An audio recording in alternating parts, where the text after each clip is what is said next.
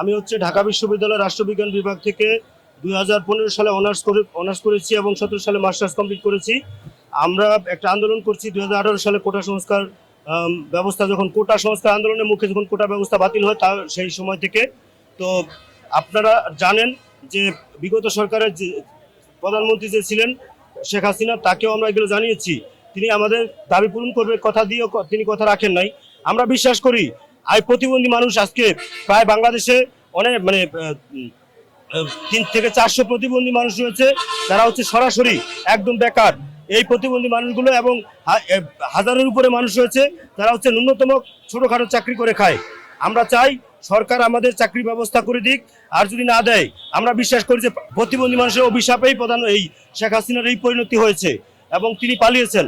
আমরা চাই না তারেক রহমান পালিয়ে যাক।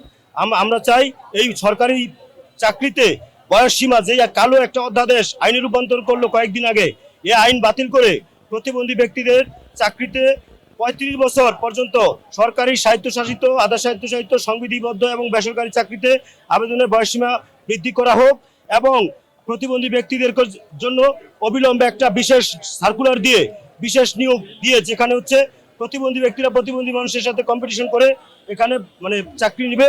আমরা কুরবানির ঈদের আগেই আমাদের চাকরি চাই, আর নয়তো আমাদের এই আন্দোলন আবার রাস্তায় নামবে। আজকে মানববন্ধন দিয়ে আন্দোলনের শুভ সূচনা করলাম। আমরা প্রধানমন্ত্রীকে আপনাদের মাধ্যমে জানাতে চাই, তিনি 2024 সালের 14 ডিসেম্বর আমাদের সাথে একটি মিটিং করেছিলেন। সেই মিটিংয়ে তিনি কথা দিয়েছিলেন আমাদের সমস্যা শুনে যে তিনি আমাদের সমস্যাগুলো দূর করবেন, বিশেষ করে কর্মসংস্থানের দাবিতে আমরা যে রয়েছি আমাদের কর্মসংস্থানের ব্যবস্থা করবেন।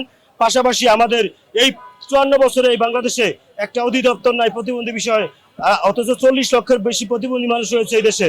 সমাজসেবার অধীনে একটা অধিদপ্তর রয়েছে, এখানে 54টা বিষয় নিয়ে কাজ করে। প্রতিবন্ধী বিষয় ওরা কখনো ভাবে না। আমরা অবহেলিত, তাই আমরা একটা অধিদপ্তরও চাই। তো সেই দাবি পূরণ না করলে আমরা ঈদের 4-5 দিন আগে থেকে আন্দোলন শুরু করব।